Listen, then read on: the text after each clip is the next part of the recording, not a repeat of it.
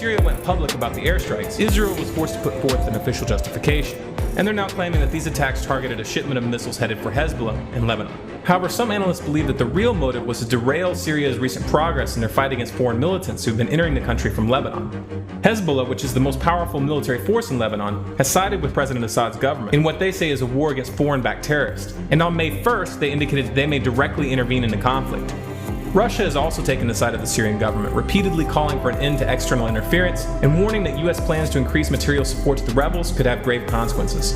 Among these consequences, Russia has specifically indicated the risk of thermonuclear war. China has issued similar warnings. As in most of the major events that we're seeing unfolding right now, the real motives have nothing to do with the official justifications given by the government and the mainstream media. This has nothing to do with protecting the Syrian people. This much should be clear by the simple fact that NATO has backed these insurgents in spite of numerous atrocities, and is covering for them now even when they use chemical weapons. What this really comes down to is the fact that Iran is sitting on the world's third largest oil reserves, and it's not cooperating with the US and NATO agenda in that region. These attacks all have one goal in mind: to topple Syria and to draw Iran into an open confrontation, which would then give the US and NATO the pretext for an outright invasion. And make no mistake, that's what they want. There will also be many side effects, all of them adverse, from an Israeli strike. But at the end of the day, if we don't get it done the way the administration is working right now, which I totally agree with, then we ought to take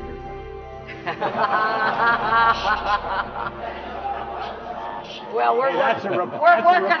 We're working hard.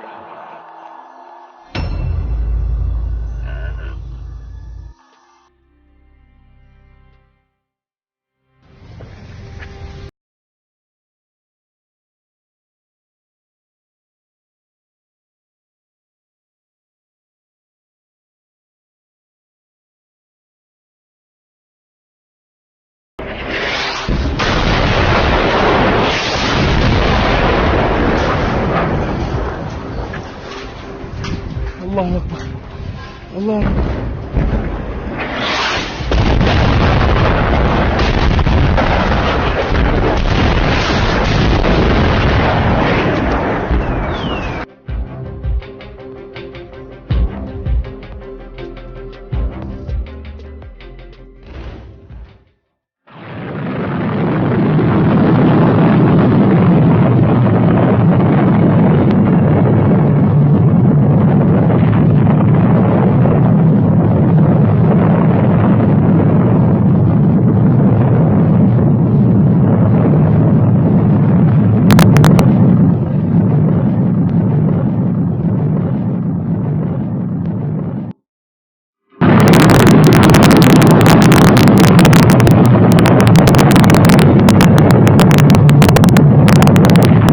These insurgents in spite of numerous atrocities, and is covering for them now even when they use chemical weapons.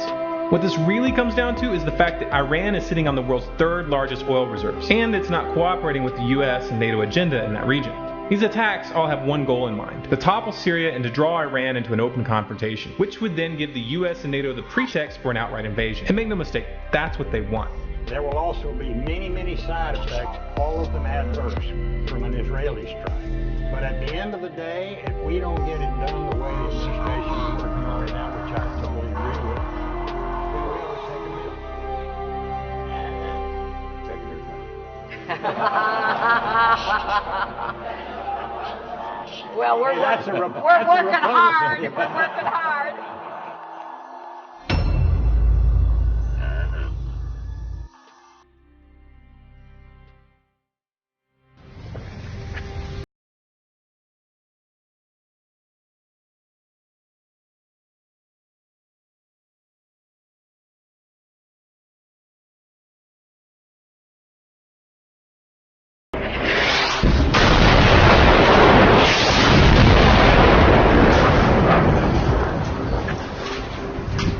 Allah Akbar. Allah Akbar.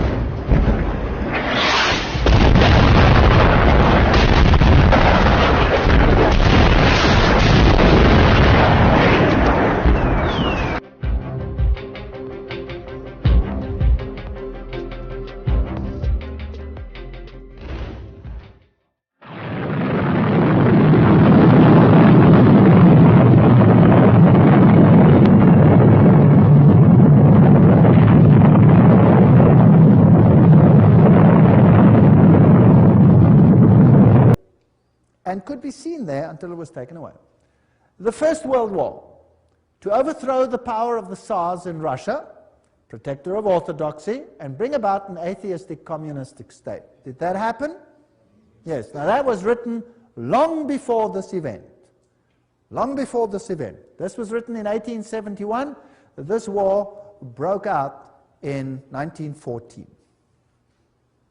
The Second World War, that's also written long before the event, to originate between Great Britain and Germany, to strengthen communism as antithesis to the Judeo-Christian culture, and bring about a Zionist state in Israel.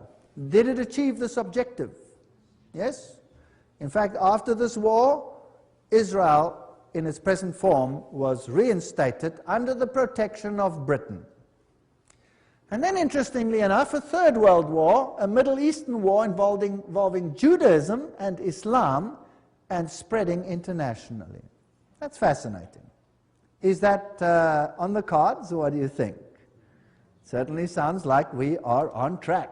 Well, here's another quote, just in case people don't like that quote. Mazzini with Pike developed a plan for 3 world wars so that eventually every nation would be willing to surrender its national sovereignty to a world government. The first war was to end the Tsarist regime in Russia, the second to allow the Soviet Union to control Europe, the Third World War was to be in the Middle East between Muslim and Jews and would result in Armageddon. Interesting.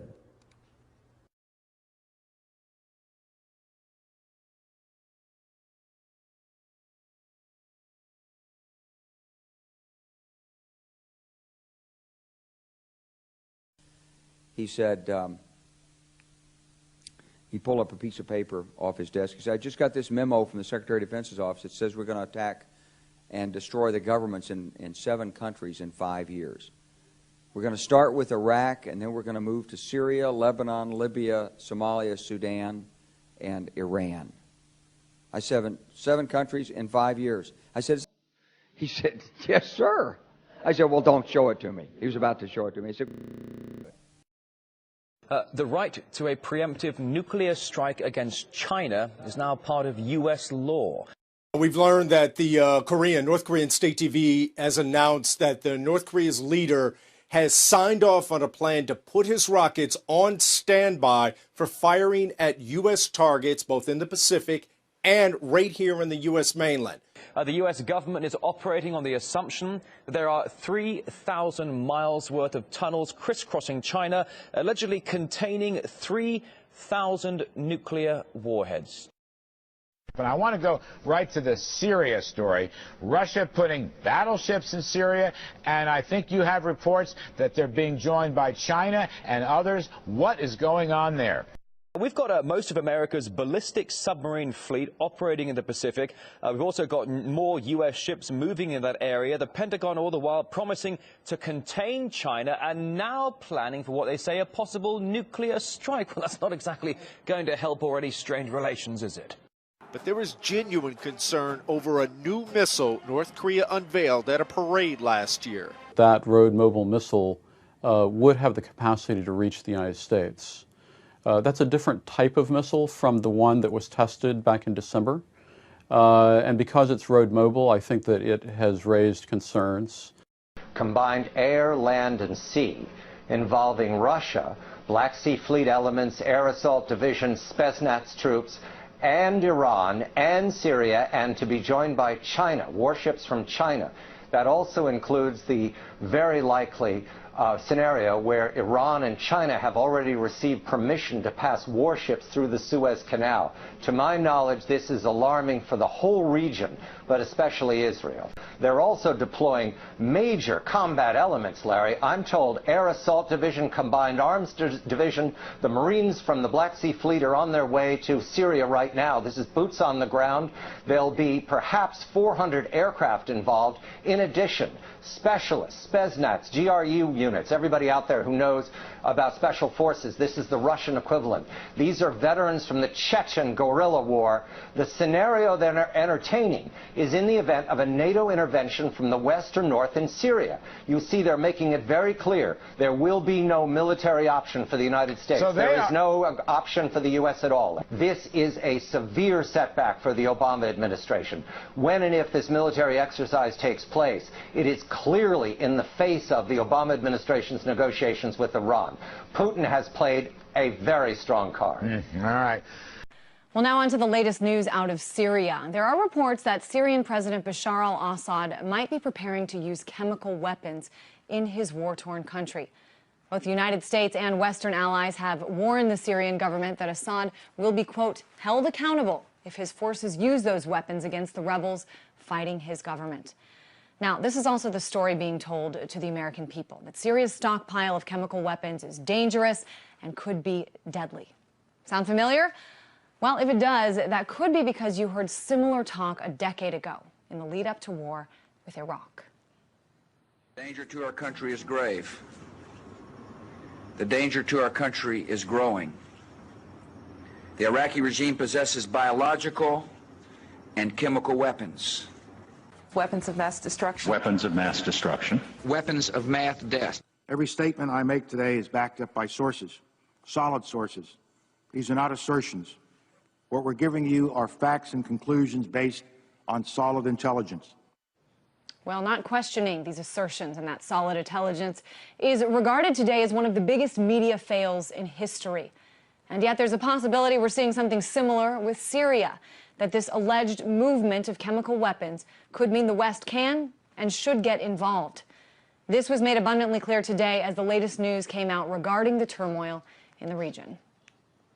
It appears the Syrian government is preparing its biological and chemical weapons. Hillary Clinton gave Syria a warning this morning about the use of chemical weapons. The possible use of chemical weapons by the Syrian regime. The Syrian government is losing its grip on Damascus, and that may be part of the reason why they are preparing their chemical weapons. The data shows moving, apparently, these weapons. So does the increased attention to Syria's chemical weapons mean that the West is readying itself for an invasion and building an arsenal of justification? Well, we can't say for sure. One thing, however, is clear. If history serves as an indicator, we might be seeing some military action sooner rather than later. Iran's a very large location. And let's remember one of the other key factors here for everyone, no matter who you are. They are the third largest producer of oil on the planet. So if anything happens to that supply, all resources, all prices go up. So anybody who's considering military action, I don't think fully understands the secondary and tertiary effects of a military action and how bad that would be for everybody. Well, hundreds of U.S. and NATO soldiers reportedly arrive on the border of Syria.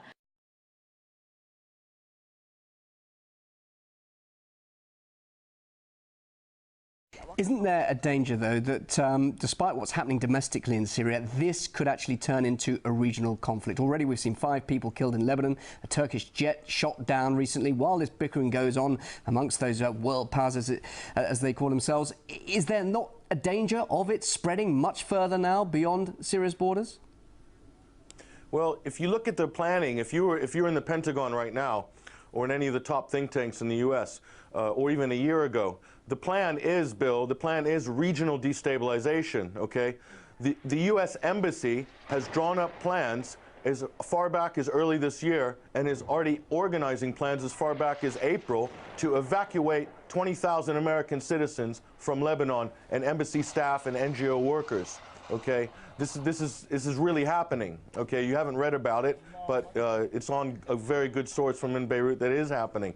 Now, what does that mean? That means they're already planning for the destabilization of Lebanon, Washington.